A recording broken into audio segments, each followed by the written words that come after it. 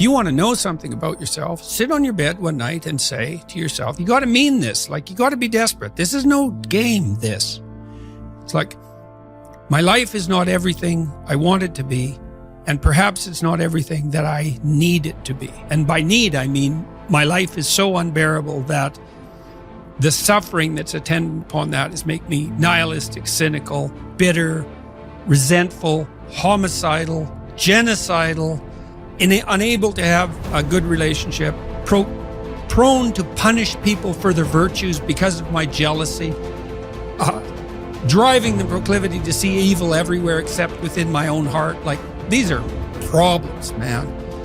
And you ask yourself, you sit on the bed and say, okay, man, I'm ready to learn something. Like, what's one thing I'm doing wrong that I know I'm doing wrong that I could fix, that I would fix? It's like, you meditate on that, you'll get an answer.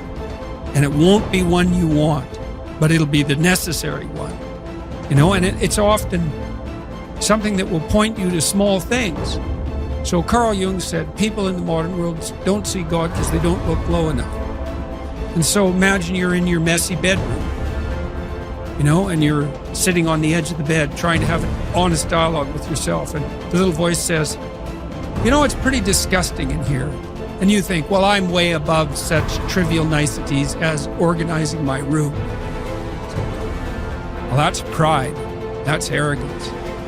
If you're above organizing what's actually yours, how in the world are you ever going to organize anything else? And so you get on your knees and you think, well, it's time to, you know, take a brush to the toilet. And maybe that's where you start. And that works. Like, that works. You start making those micro improvements, like real micro improvements, real on the ground, actual micro improvements to things you know that are wrong, you'll improve unbelievably rapidly. You're male and not female. You're Hindu and not Christian. You're tall and not short. You have an arbitrary range of talents and an arbitrary range of limitations, none of which, in some sense, you chose. It's the cards you're dealt. Now, some of those are cards of privilege. Now, maybe you're born intelligent. Maybe you're born symmetrical. Maybe you're born healthy. Maybe you're born into a culture where it's much easier not to be absolutely deprived. Maybe your parents are rich. And so all of that, in some sense, is unearned. Now, along with that comes a good dose of existential guilt. Because at the same time, and this is true for anyone, regardless of their cultural background, the ground we walk on is soaked in the blood of historical atrocity. And so that's on you. Because, you know, people think, well, who's the Nazi? Well, it's the fascist, or who's the radical communist? It's the radical left-wing ideologue. And the fundamental truth of the matter is that's best dealt with as a spiritual matter. Is the adversary is within, really, most profoundly. And so you have to take the responsibility for that historical atrocity onto yourself. I was talking to Guy Ritchie this week about his movie King Arthur. It's quite an interesting movie in many ways. And when Arthur, who could be the hero, takes the sword, he's so overcome by visions of his murderous uncle that he can't pick up the weapon. Well, think about that. Now, you have weapons at your disposal, but they've been used by your murderous uncle. Like, dare you wield them? And the answer is, maybe it's easy just to leave the sword on the ground because you do want to be responsible for atrocities going forward, and don't think you couldn't be, and don't think you might not enjoy it. And so, the way you pay for your privilege is with your virtue. I mean that most particularly. You have these opportunities and this existential guilt. And the way you expiate that and atone is by doing your best to live the best possible life you can manage, to speak the truth, to treat people with respect, to abide by the principles of the dignity of the individual, and to put your house in order. And that's how you pay for your unearned privilege. All of us. And we all have our privileges and our curses, you know. All of us have that. That's why it's not useful to be envious of people. You know, you're a young man, you see someone drive by in a Ferrari with a blonde, and you think, my God, he's got everything. And, you know, the woman in the car is a prostitute who's got a cocaine addiction, and her life is just one catastrophe after another. And he's had to lie and cheat his way into this position, and he's afraid that everything's going to come crashing down on him, and that's what you're jealous of. And it's just not that profound.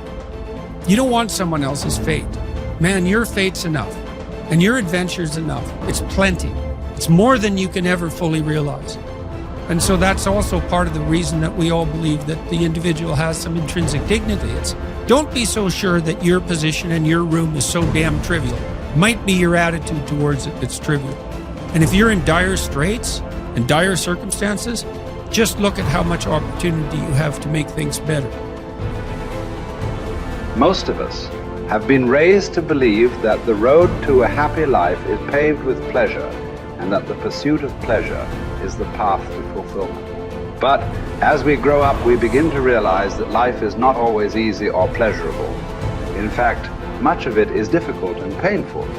We all experience loss, disappointment, illness, aging, and eventually death. We encounter stress, anxiety, and fear. We suffer from the slings and arrows of everyday life, and yet we continue to cling to the idea that happiness is found in pleasure and the avoidance of pain. We try to avoid our painful experiences by numbing ourselves with drugs or alcohol, distracting ourselves with TV, or obsessing over our work or our relationships. But the more we try to avoid the basic reality that all human life involves pain, the more we are likely to struggle with that pain when it arises, thereby creating even more suffering. The truth is that happiness is not found in the avoidance of pain, but in the willingness to face and accept our pain. It is in the willingness to experience our painful thoughts and feelings, to acknowledge them without judgment, and to take action in line with our values and goals.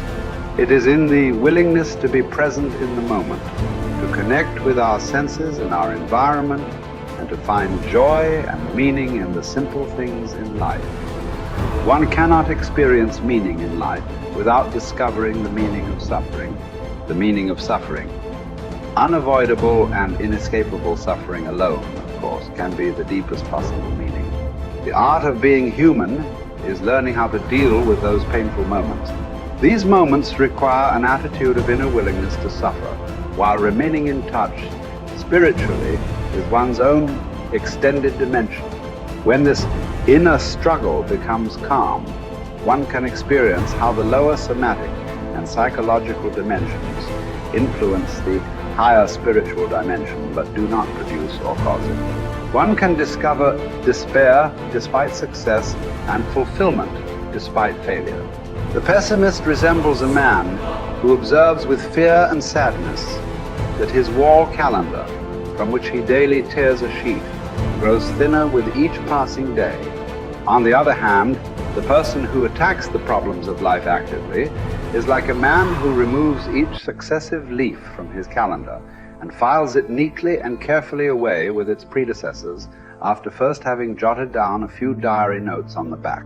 He can reflect with pride and joy on all the richness set down in these notes, on all the life he has already lived to the fullest. What will it matter to him if he notices that he is growing old? Has he any reason to envy the young people whom he sees, or wax nostalgic over his own lost youth? What reasons has he to envy a young person for the possibilities that a young person has, the future which is in store for him? No. Thank you, he will think. Instead of possibilities, I have realities in my past.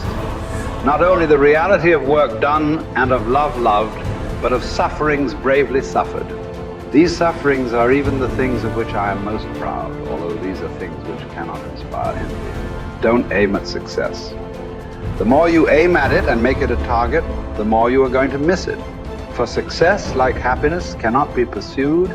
It must ensue, and it only does so as the unintended side effect of one's personal dedication to a cause greater than oneself, or as the byproduct of one's surrender to a person other than oneself.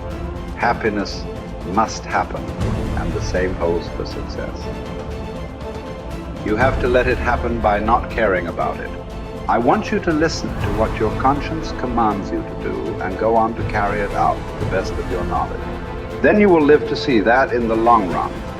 In the long run, I say, success will follow you precisely because you had forgotten to think about it. For the first time in my life, I saw the truth as it is set into song by so many poets, proclaimed as the final wisdom by so many thinkers. The truth.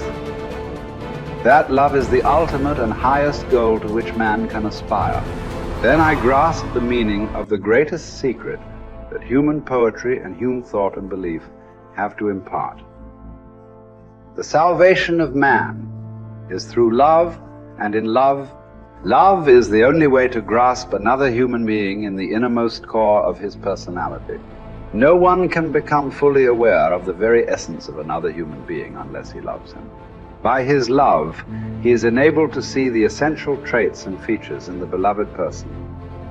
And even more, he sees that which is potential in him, which is not yet actualized, but yet ought to be actualized. Furthermore, by his love, the loving person enables the beloved person to actualize these potentialities. By making him aware of what he can be and of what he should become, he makes these potentialities come true. It did not really matter what we expected from life, but rather what life expected from us. We needed to stop asking about the meaning of life, and instead think of ourselves as those who were being questioned by life. Daily and hourly, our answer must consist not in talk and meditation, but in right action and in right conduct.